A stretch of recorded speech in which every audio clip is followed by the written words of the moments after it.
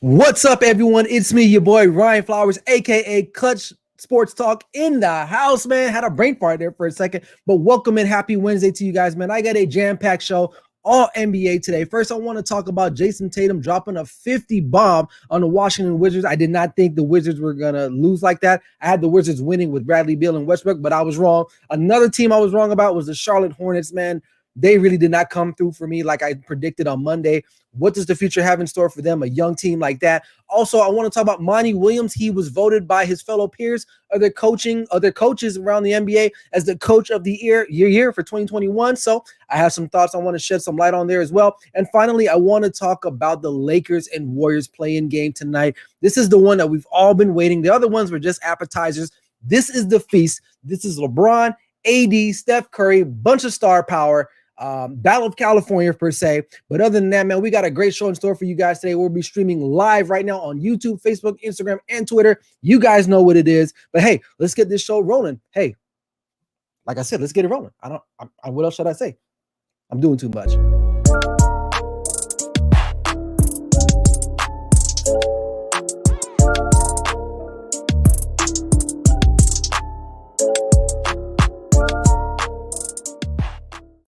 Welcome back in, everybody. Hope you guys are watching me on Facebook, YouTube, Instagram, and Twitter and Facebook, right? You guys are watching me. Appreciate you guys. Appreciate the support, man. Like I said, we got a great show in store for you guys tonight. But before I get started, make sure you guys like, share, comment right now. Hey, I appreciate that. And make sure you head over to YouTube if you haven't already.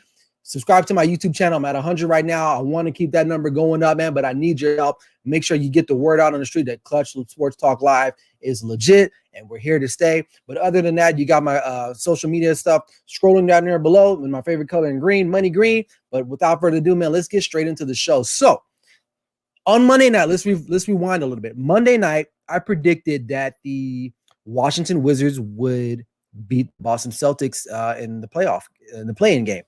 Boy, was I wrong. Jayson Tatum just went off. I mean, the Boston Celtics was a perfect storm. I mean, they're down Jaylen Brown. Brad Stevens was getting a lot of heat from a lot of people in the media, but Jayson Tatum definitely bailed him out with that win. So the Celtics are in the playoff. They will be matching up against the Brooklyn Nets as a 7th seed. But Jayson Tatum, I gotta give it to him, man. I gotta give him his props. I never said he wasn't a great player. I just said he wasn't like a superstar, but he's rising up there. I mean, he literally has dropped 50 points in the last month or something like that, if I'm not mistaken. So that's superstar-ish. I got to see him go deep in the playoffs. Now, like I said, he won't have Jaylen Brown. Kemba Walker actually played really, really well for the Boston Celtics.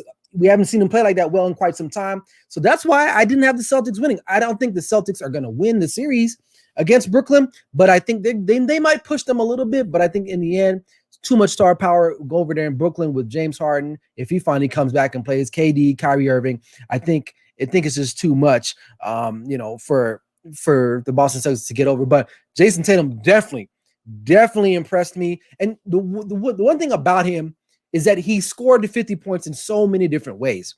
You know, when a little guy was on him, he just pull up. You know what I'm saying? A bigger guy get on him, he just dribble around him, make a play. He definitely has talent. He definitely has a skill set. And if you're a Boston fan, you don't want to see this guy go. He was drafted the year Lonzo went number 2 to the Lakers. Lakers blew it on him basically because he's not even in LA anymore. Jayson Tatum was the guy and is the guy.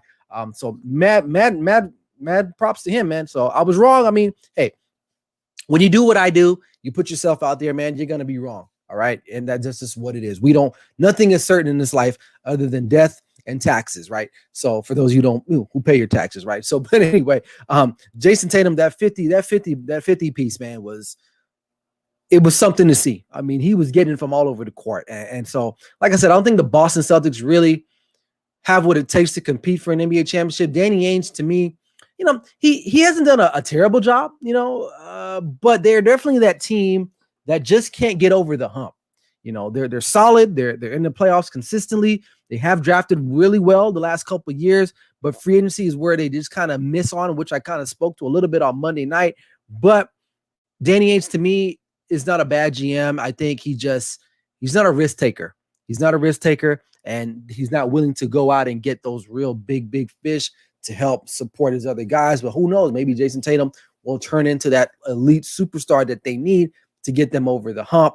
And granted, they've been to a couple of Eastern Conference Finals in the last couple of years, so it's like the formula is working. Like, honestly, man, from as an organizational standpoint, you cannot debate that they've been successful. Now, Brad Stevens has been getting some heat. Some people were talking about him a few days ago, and the guy's a damn good coach. I mean, some of the defenses that he ran at Russell Westbrook, it was a lot of playoff type defensive schemes and stuff like that. So he definitely dipped into his bag, and he just outcoached Scott Brooks. And Scott Brooks, again, falling short, but they will have another chance to redeem themselves, I believe, tomorrow against the Indiana Pacers to try to lock up that final 8 seed. And we're gonna see what happens from there. But Westbrook, would I say he disappointed? No, I think he scored like 22 points. Bradley Beal was okay. They just didn't have an answer for Jayson Tatum. And Bradley Beal said it in the post game. He just was like, I knew what he wanted to do. I knew his moves, but I'm only 6'3", and he just shoots over me. So it's not much you can do like that with that when you got a guy that has a wingspan and the height advantage on you like that. It doesn't really matter. So the Wizards are still not out, but Westbrook is still searching for like meaningful playoff wins. I wouldn't count this as a playoff game, but it kind of is, because if you win, you stay. If you lose, you go home. But shout out to the Boston Celtics. Shout out to Jayson Tatum, and actually shout out to the Boston Celtics on a more personal standpoint. Last week, a friend of mine, a former high school football coach, used to coach me, passed away. Maurice Graham. He passed away. He was a huge Boston Celtics fan, and I know he's looking down, and he watched that game last night. He was like, "See," and I can hear him in my head, like, "See, man, like I told you, Boston Celtics, Jayson Tatum are for real." But shout out to him, man. Rest in heaven, man. We appreciate you and we miss you, brother. But anyway, moving on. What happened to the Hornets, man? Like, what the hell happened to the Charlotte Hornets? I was high on them, and I get it. They're a young team, no real like playoff experience. Again, this is not the playoff, but it's kind of like a playoff simulation because you're trying to play yourself into the playoff. But what the hell happened to them? I mean, that game was over literally like in minutes, and I picked them to win because I thought the Pacers were lethargic towards the end of the season. They didn't play well. Michael Brogdon, I don't think he even played. Karis LeVert didn't play. So I'm looking at that like, well, hey, the Hornets are in a good spot. They're hungry. They're young. LaMelo Ball came back from injury to try to make it back to get them in the playoffs. And they just lay an egg, man. And it's just like, geez. So here I am going on a limb for them, and they lay an egg like that. But I will say this about the Charlotte Hornets, and I've been saying it throughout the course of the season. If you follow my show and you watch my show, they are a team that you have to be out on the look for. They have a mixture of young and old. You have veteran players like Terry Rozier and Gordon Hayward, who, a lot of people question that contract because he's getting paid a lot of money. But honestly, yes, he's getting paid a lot of money, and that's the NBA. But if all goes well, you blend him with what they have now, it's definitely going to work. And I have a question from Instagram from my boy PStar85. He says, Brad Stevens was coaching for his job. Charlotte is going to be good in the long haul. Yeah, I agree. I definitely agree with both of those statements actually you made, P-Star. Appreciate you, man. Thanks a lot.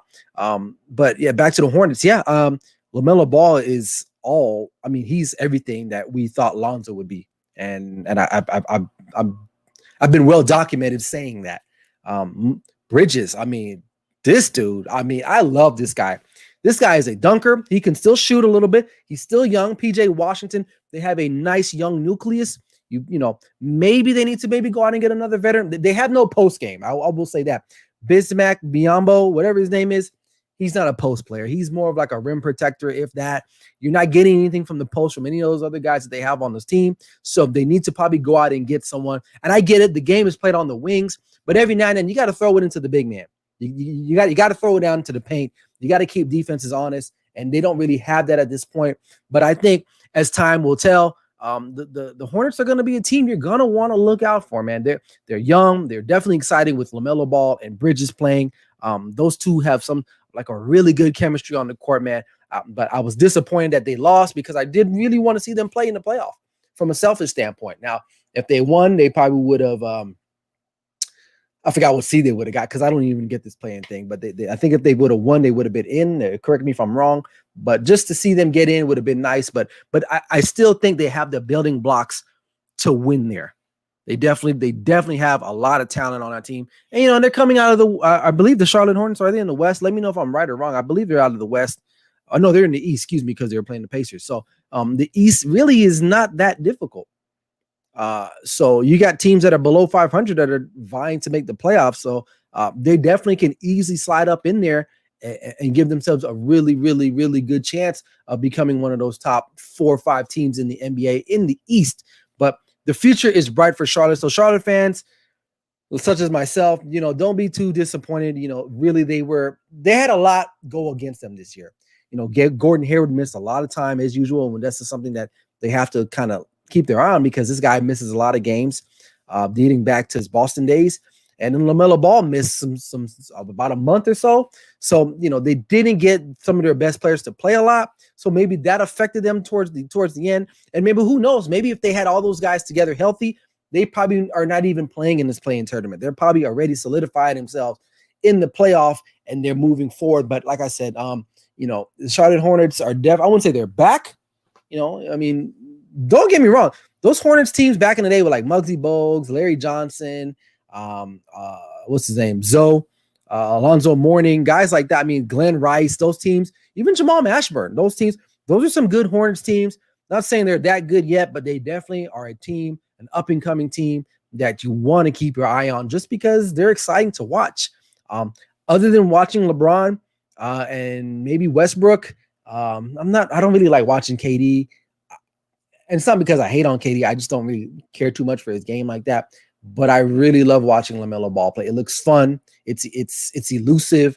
And then the way Mikal Bridges can just throw it down at any given point on somebody. They're definitely excited to watch. But so yeah, Charlotte Hornets, man, you let me down last night. It's all good. Thank God I didn't bet any money, and hopefully none of you took my advice and put some money on that game, because you would have lost. But anyway, moving along. So Monty Williams was voted by his own peers from the NBCA, the NBA, National Basketball Coaches Association, voted him Coach of the Year. Now, this isn't the official Coach of the Year award given by the NBA, but his own peers decided, you know what, Monty Williams, you're the Coach of the Year. Now, this could have gone to several other candidates, which I'll talk about here in a second, but let's just kind of go in a time machine for a little bit and talk about Monty Williams. Now, Monty Williams got a head coaching job years ago, oddly enough, with the Hornets, and he coached a young guy by the name of Chris Paul. And I believe he won Coach of the Year that year too. And then they kind of he won Coach of the Year. I believe they didn't start the next season well, or they didn't really have that much success the year after, and he was ousted, right? He moves on. I forgot where he goes. But first, before I get in, I just want to say, I think this guy is a good coach. I think he's a great coach. And I remember his days with the Hornets, with Chris Paul. And so when Chris Paul went to the Phoenix Suns, I was like, this is going to work, because they have a working relationship with each other. But on a personal note, Monty Williams, for those you don't know, I believe his wife passed away several years ago, during the season. I believe he was in OKC.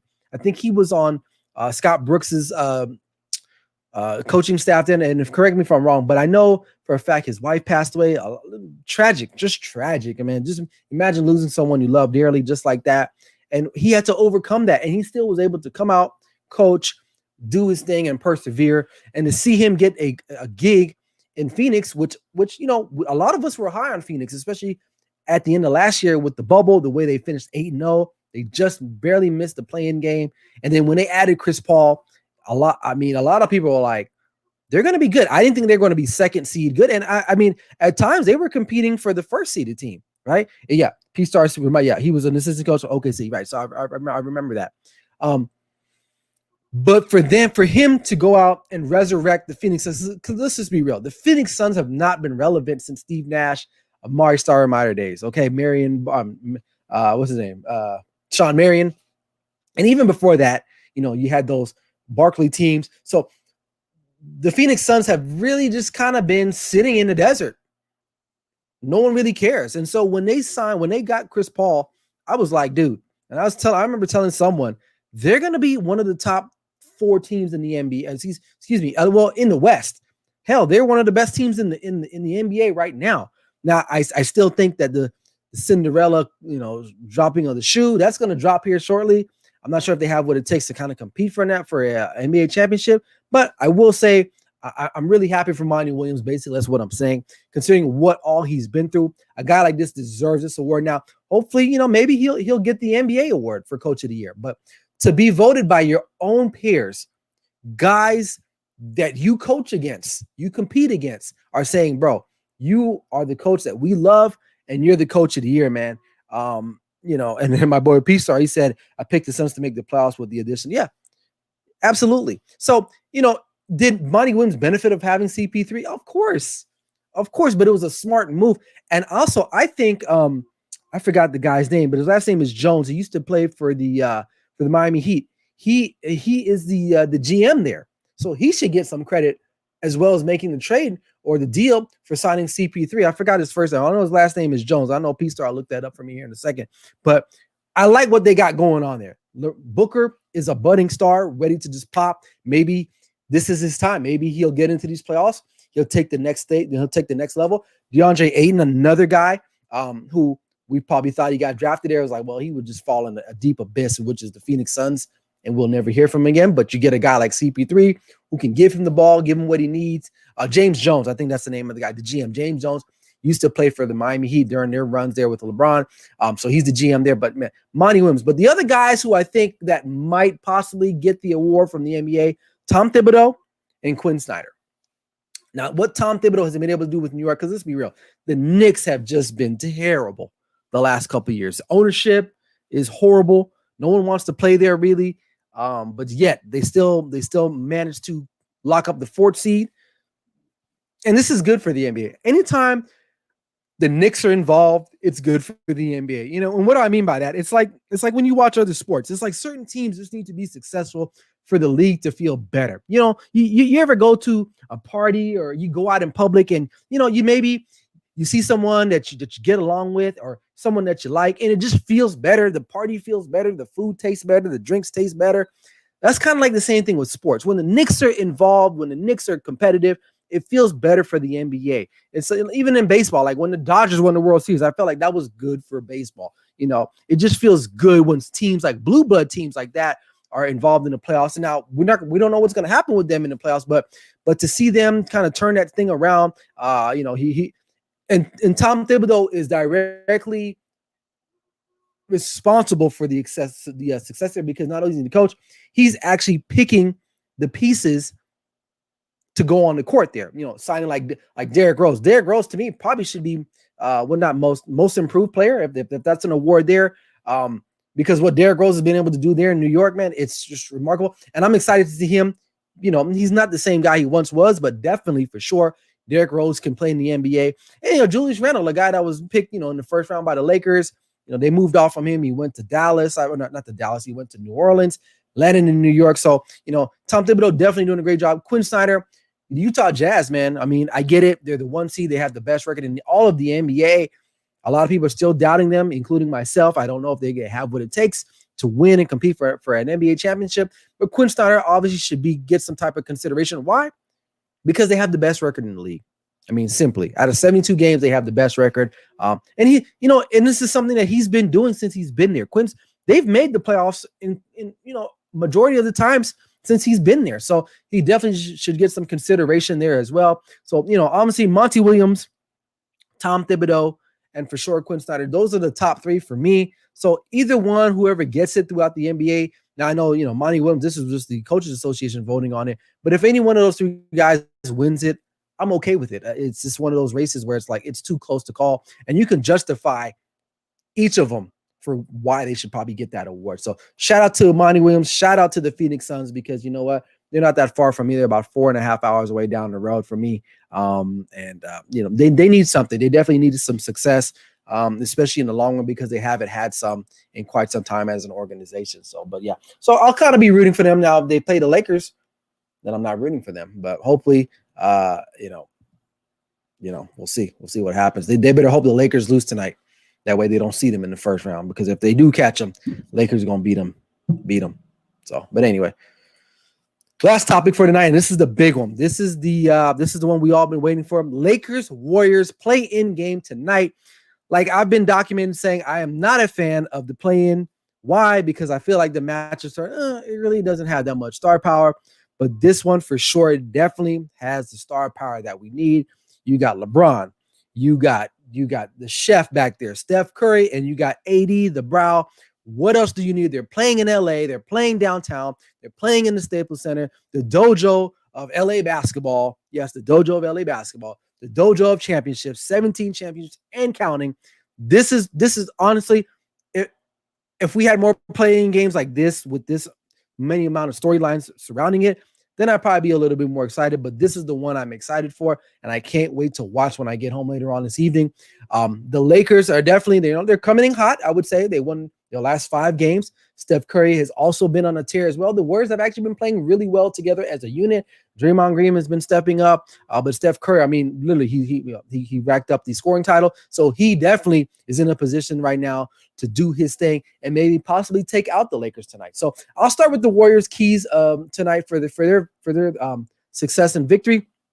First and foremost, they got to get out quick. They literally have to get out quick. And when I mean quick, I'm talking about they got to go on like a 10-0 run immediately. They got to take the wind out of the Lakers, right? Now, the Lakers, they're a veteran team. Obviously with LeBron there, their coach is a veteran coach, but Curry needs to get off early and often. And really, that's what it is. They have to run the Lakers. The Lakers are not built to kind of play fast in an up-tempo type game. You would think they would kind of, but they're really not because they got big guys like AD, 2 ADs, AD square, Anthony Davis and Andre Drummond. And LeBron, he's fast, but still, the way Curry can pull from anywhere on the court, they have to do that.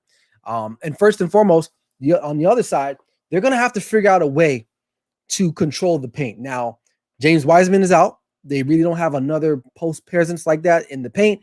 Who's going to contain AD?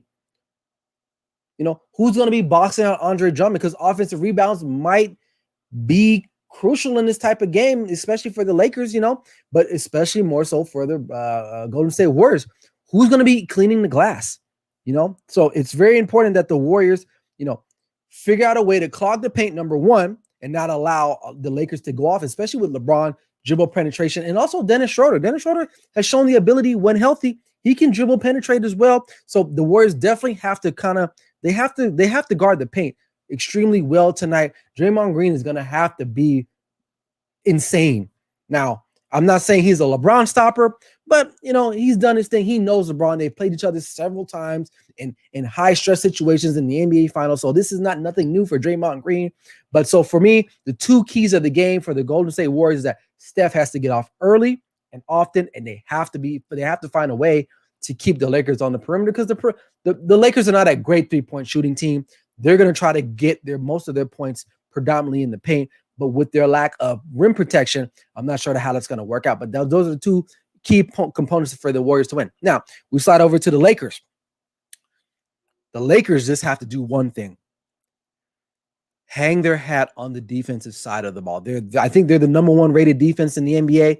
You have to use that to your advantage. You're one of the best teams in the NBA when it comes to defense. That's your identity. That's who you are. That's what you need to do, right?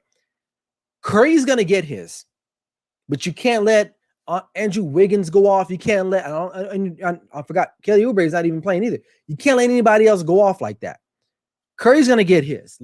He can get 30, that's fine, but you can't, Andrew Wiggins can't get 25 and 30 or something like that. Hell, even Draymond Green can't get that much. So the Lakers definitely have to hang their hat on the defense and make sure they rough it up in regards to Steph Curry. Because what's Steph Curry's Achilles heel that we've always seen? Well, 2 things. First, if you play physical with him, it throws him off. And then on the other side, when he's on defense, you got to go at him. You have to attack him. You saw what Kyrie Irving did to him a few years ago in the NBA Finals. If you attack him, he's not the greatest defender. Now, he has a lot of steals. Why? Because he can literally sit there and just pickpocket people because he's got guys like Draymond and Klay Thompson when he's healthy. Okay. So, and we got a question here. Michael Jordan, he says the refs will make sure that the game will stay close. Honestly, I can see that because it's the NBA. The NBA for sure. I'm not a big conspiracy theory guy, but we all know for a fact that the NBA have had refs cheat. And he also says, P-Star says, who's the X factor for each team? Well, the Warriors for sure. It's Steph Curry. He's the X factor. That shouldn't come to really a surprise. And on the Lakers side, honestly, I think Dennis Schroeder, whatever you want to say. You say Schroeder, I say Schroeder, you say Schroeder, whoever. Because, he should probably be sticking Curry most of the night. But see, the thing with him, he's coming off a COVID protocol. We don't know how in shape he is. For those of you who've never had COVID, I know I haven't, but I know people that have had. Your wind is not the best. And you're asking this guy to compete at a high level in a high-stakes game against arguably one of the top players in the league. So Schroeder definitely is one of the key X factors on the Lakers side, just because he will have to probably guard him most of the night and stay with him. So we'll have to wait and see how that goes. But, who wins the game? I think the Lakers win. I think the Lakers win by at least 6 points tonight. Curry, my cousin Michael Jordan says, I think KCP is the X factor. And that's a good point because KCP does have a tendency in showing up in games like this, especially on the offensive side of the ball. Like some nights you don't hear nothing from him. He'll go like 2 for 7 from the floor, right? And then one night he'll just be like 7 for 7, 20 points, stuff like that. So we'll definitely have to see how that works. But I'm going to go with Schroeder still just because I feel like he'll be on him matched up more on a point guard basis. But the Lakers definitely have to stress him out by a lot of pick and rolls. We know Steph cannot stay together on the pick and rolls. I think that's where the Lakers have to make their bread on. I mean, that's where they have to hang their head on. So I think it's going to be a good game. I think it's going to be fun. I don't think it's going to be a blowout. But I will say this, if the Lakers come out and just dominate, be on the lookout because a lot of people right now are questioning the Lakers' durability, especially in regards to LeBron and AD. But if these guys come out and they look like world beaters tonight, it's over. It's over. So this is a big game. And for whatever reason, let's say the Lakers lose, right? They will play the winner of the Spurs and Memphis. I think the Lakers will get in the playoffs either way. But I think they probably, and honestly, I don't think it matters who they play in the first round. If they play the Suns, that's a good matchup for them. If they play the Jazz, it's a good matchup for them. So honestly, it doesn't really matter at this point. But if you don't want to risk it, just win tonight. You play the Suns. You beat them up there. You come home and you win the series. So, but definitely, we also got KCP likely to start on Curry. Then Wesley Matthews will get some looks as well. Yeah, I mean, Vogel will definitely throw a lot of guys at him for sure. But my boy Barry Gray says people need to relax on LA. Lakers are good either way. You're right, absolutely. Like I never hit the panic button. Now you can go back and watch my other episodes, and I was kind of like, well, I'm not hitting the panic button. I'm a little nervous, but I think. Look, 85-90% of LeBron is better than most of the league. Okay. Now I know he's not the same guy. He's a little older, but he's still LeBron James. And I think people forget that, man. I think people just, they read the press clippings. They fall in love with these other teams. Like LeBron James is one of the, if we're considering him up there with Jordan, you got to expect that he's got to be good even at 85%, guys. So I don't see him losing tonight. I don't see them losing to the Jazz or the Suns in the first round. Maybe after that, it might be a little bit more difficult, but I think the Lakers are still in a good position. And I'll say, I don't think they care. I think they're relaxed. I think they're relaxed. So, and I got them winning the game tonight. So I'm chill on them. Now, if they lose tonight, like I said, I won't be like, oh my God, the world's over. They just got to win Friday. And now if they lose then it's like, oh damn. Then I'll come out here and eat some crow. But other than that, I definitely see the Lakers coming out and winning, man. But I'm ready for the playoffs to start. Like I said, I'm not a fan of the play-in game. I feel like these guys had 72 games to prove who they were. Honestly, the Warriors and Lakers should be in the playoffs, and we should already started. But to get these other like mediocre matchups, to me, it's just, I don't know. It's just delaying the inevitable. Because I think we would rather see the Warriors in the playoffs versus the Memphis or San Antonio. I mean, am I right or wrong in that, really? So it's like it's all about star power. Like that's what we want as Americans, right? Or hell, this is consumers. We want the best of the best. Now the teams may not be the best, but at least if they're gonna get blown out, at least we can see Steph Curry pull up from like 45 feet and hit his jumper, something like that. Even though I like Ja Morant, he's not there yet. And the Spurs really don't have anybody that excites me like that. So I'm just kind of ready to kind of get this thing started. And honestly, the Lakers that without the injuries, they probably would have been the top seed or one of the higher seeds in the playoffs, going into the playoffs. So that's how I'm not really stressed about it. But yeah, that's all I got, man. So 30 minutes, man. So that's all I got, man. I appreciate you guys hanging in there, man. Enjoy the games tonight. You guys can catch me again next week, Monday. I'll recap what's going on. We'll see where the Lakers fall. We'll see where everybody else is falling.